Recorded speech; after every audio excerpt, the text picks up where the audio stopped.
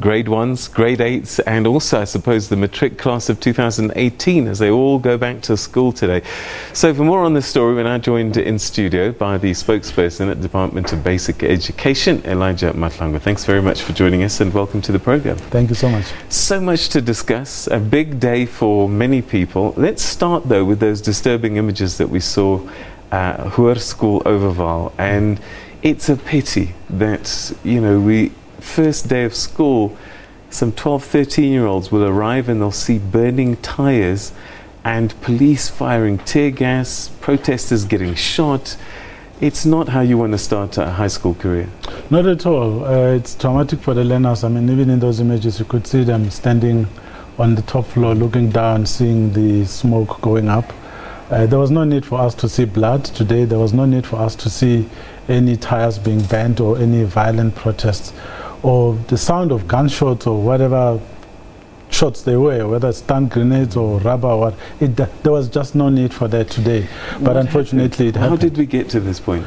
Well, it's because of the tensions that have been rising in that area, I think, particularly regarding that particular school. So we need to understand also that what took place today there at that school is a reflection of what is probably taking place in that community, because if you talk to other people in that community, they say that's not the only school that is treating some people in that way. The question is, how do we resolve these issues? The matter has gone to the courts. The MEC said it was going to appeal. We should allow that appeal to proceed, because these are legal issues. These are policy matters. The SGB took a decision, went to court, department challenged it, lost.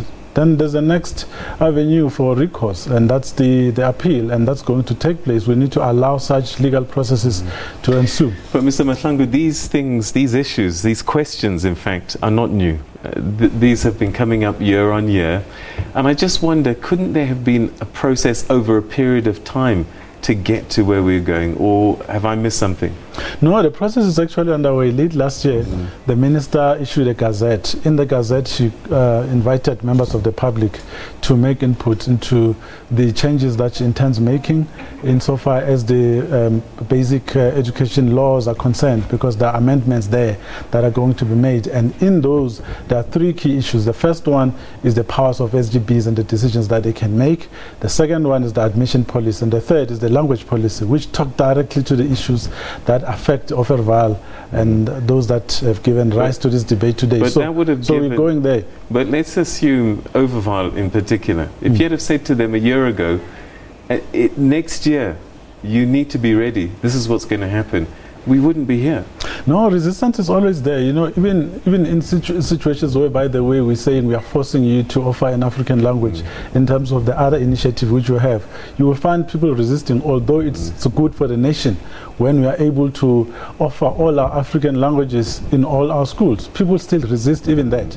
So when you deal with human nature, you need to expect all sorts of things. But what's crucial is your response to such.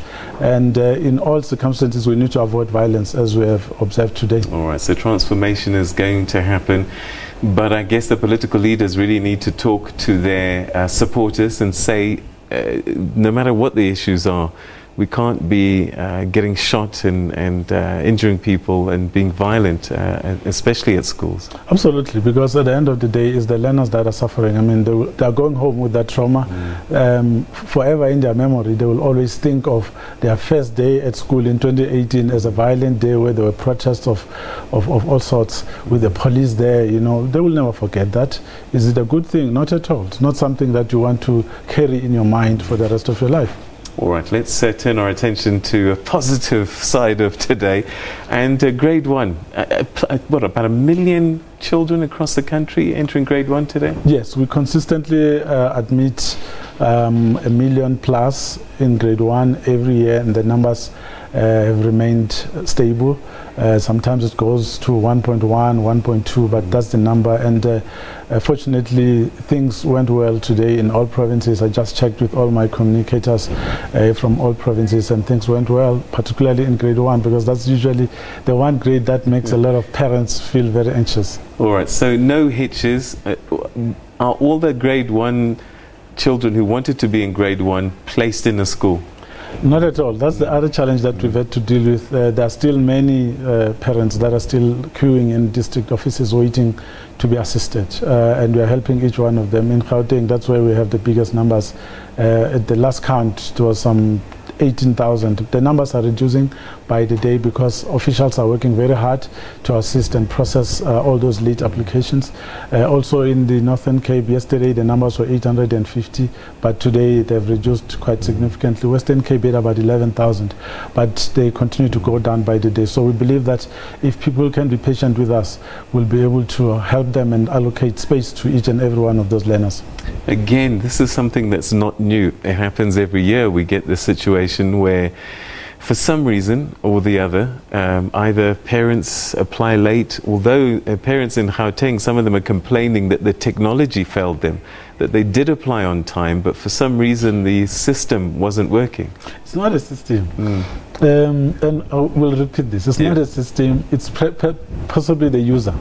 In many instances, we found that it's the user who's unable to work the system.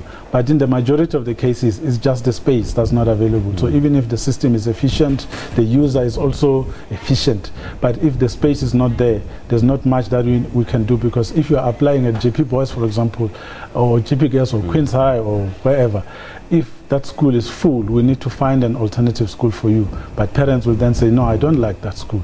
That will delay the process. It will mean you'll stand a little bit longer in the queue, but there's 1,000 other people behind you, and that will add the problems that we already have. But what's even more concerning is the fact that by Monday, Tuesday, we had 4,500 new people that came through to Gauteng, people that had never applied before. Wow. Coming from all sorts of provinces. So that's the problem that you have to deal with, that there are new people, even though you thought the numbers were reducing, and then you have a new number that has just emerged. You also need to find space for those people as well. So that's what compounds the challenges that we already have. All right, so much to talk about, but perhaps one last issue, which is always a concern.